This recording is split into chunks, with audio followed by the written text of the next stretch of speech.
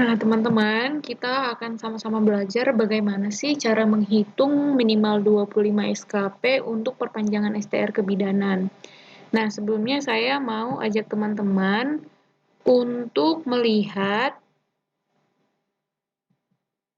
nilai kredit yang diperlukan untuk perpanjangan STR bidan. Jadi nilai kredit total yang diperoleh dalam 5 tahun.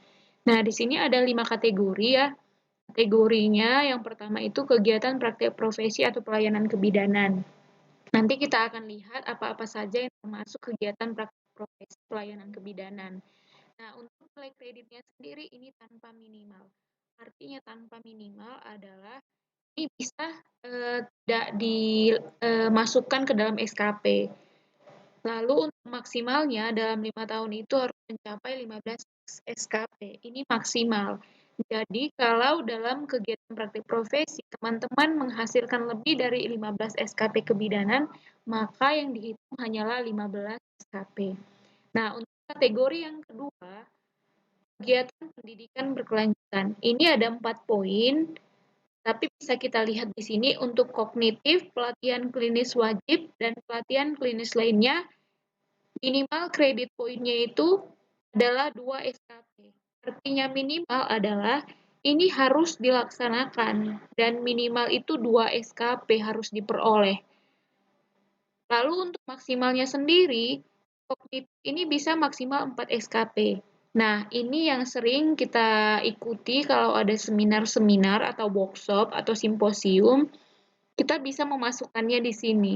Minimal 2 SKP tetapi maksimal 4 SKP.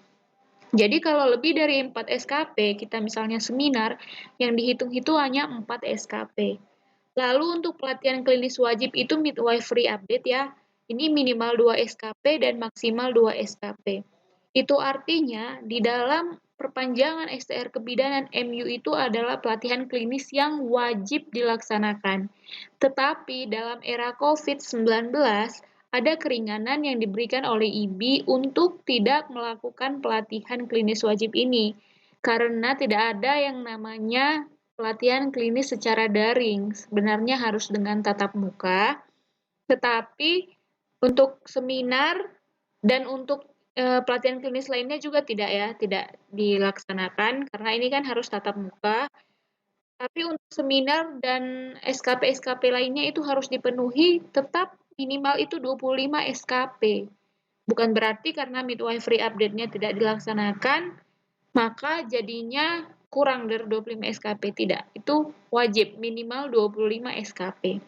Lalu untuk pelatihan non-klinis, pemimpinan, manajerial, dan lain-lainnya, itu tanpa minimal. Ingat, tanpa minimal tadi itu adalah bisa tidak dilaksanakan.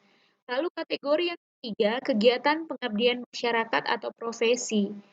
Kategori yang keempat, kegiatan pengembangan profesi. Kategori yang kelima, kegiatan penelitian dan publikasi ilmiah.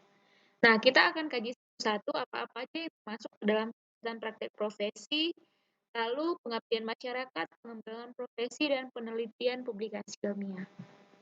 Nah, ini teman-teman, penghargaan Satuan Kredit Profesi dan dokumen bukti apa yang harus dilampirkan untuk memperpanjang STR. Kategori yang pertama tadi adalah kegiatan praktek profesi atau pelayanan kebidanan. Ini ada 7 poin, memberikan pelayanan ibu hamil, bersalin bayi baru lahir, ibu nifas, imunisasi bayi balita dan anak sekolah, keluarga berencana, kesehatan reproduksi, lalu pelayanan penanganan awal kegawat daruratan maternal neonatal. Nah, di sini ada minimal yang harus kita laksanakan ya, kayak pelayanan ibu hamil ada 100 kunjungan, itu akan mendapatkan kredit atau SKP sebanyak 1 dan ini per tahun. Artinya kalau teman-teman bisa memeriksa ibu hamil di dalam 5 tahun itu ada sekitar 200, boleh ditambah jadi kredit poinnya jadi 2 ya. Tetapi harus ada bukti dokumennya, yaitu fotokopi laporan pelayanan ibu hamil yang telah diverifikasi oleh atasan teman sejawat langsung begitu. Jadi harus diverifikasi atasan langsung. Lalu untuk ibu bersalin sendiri ada 12, ibu nifas ada 12, bayi balita dan anak sekolah 12, KB 12, IVA untuk kesehatan reproduksi 12, lalu untuk kegawat daruratan maternal neonatal 12. Nah, ini kan per tahun dan jumlah SKP-nya ini ada satu-satu semua. Kalau teman-teman bisa melaksanakannya di dalam 5 tahun ini, poin-poin yang 7 ini, maka teman-teman sudah bisa mendapatkan SKP sebanyak 7. Nah, bisa nggak ini dua, ini nggak ada? Nah, tadi kan kita sudah katakan bahwa ini ada tanpa minimalnya. Artinya boleh tidak dilaksanakan. Jadi kalau teman-teman yang misalnya bekerja di puskesmas yang rawat jalan, berarti pelayanan ibu bersalinnya kan tidak ada. Ini boleh dikosongkan, diganti dengan pelayanan ibu hamil atau nifas yang mungkin lebih banyak ya, kunjungan-kunjungan rumah, ini boleh dimaksimalkan. Tetapi tetap, meskipun teman-teman punya misalnya sekitar 36 ibu nifas, ini juga 36, tetap keseluruhannya ini maksimal seperti yang tadi saya katakan, maksimal untuk A ini adalah 15 SKP. Yang dihitung untuk memperpanjang STR itu ada 15 SKP. Lalu yang kedua, kategori yang kedua ya, kegiatan pendidikan berkelanjutan. Nah, ini yang saya katakan tadi itu SKP-nya itu sesuai dengan yang tercantum di dalam sertifikat. Tetapi biasanya pelatihan klinis wajib atau midwifery update itu 2 SKP. Lalu apa aja lampirannya, bukti dokumentasinya itu adalah fotokopi sertifikat. Lalu untuk yang poin ketiga, kategori ketiga, kegiatan pengabdian masyarakat atau profesi. Jadi teman-teman, ini ada 9 poin dan ini ada SKP-nya, jumlah SKP-nya yang diperoleh apabila teman-teman memenuhi poin ini, begitu. Misalnya menjadi panitia dalam pelayanan kesehatan, punya SKP itu 0,25 per kegiatan.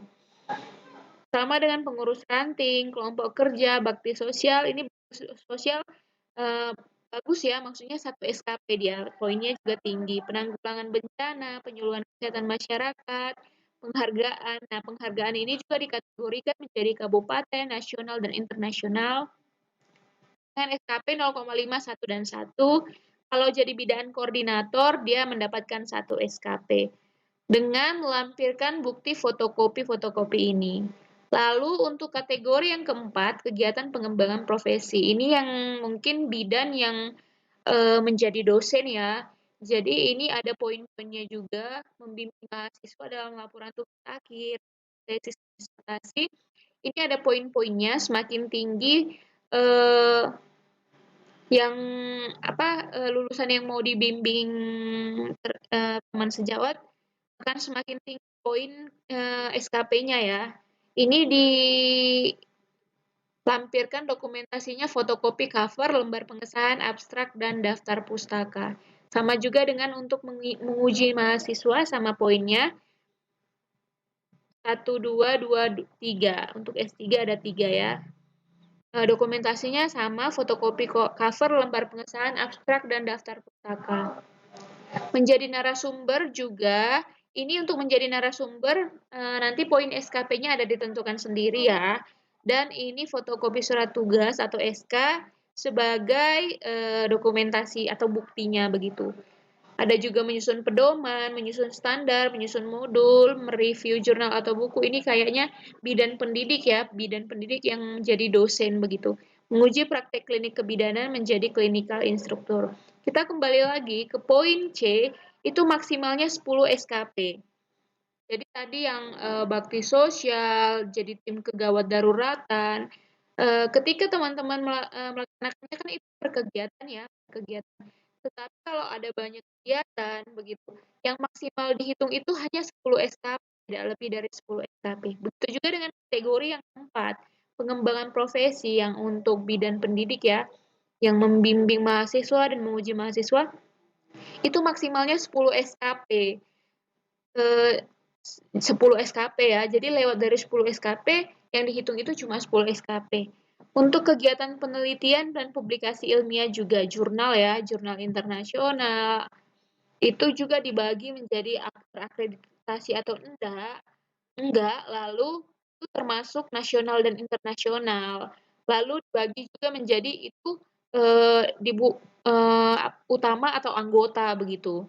Sama dengan majalah bidan, hasil penelitian, laporan kasus, karya ilmiah populer, menulis buku, mengedit buku, mengasuh rubrik di media massa, itu juga punya poin SKP tersendiri ya teman-teman, dengan mengacu kepada standar maksimal SKP.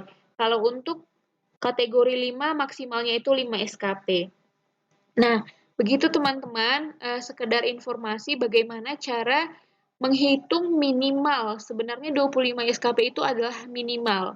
25 SKP untuk memperpanjang STR kebidanan teman-teman kita yang sejawat ya, teman-teman sejawat sekalian.